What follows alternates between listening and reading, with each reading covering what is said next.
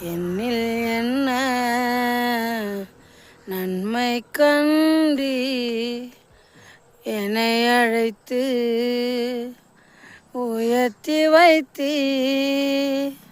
அழியும் என் கைகளை கொண்டு அழியாவும் ராஜ்யம் கட்ட பைத்தியமான என்னை தெரிந்தெடுத்தீ.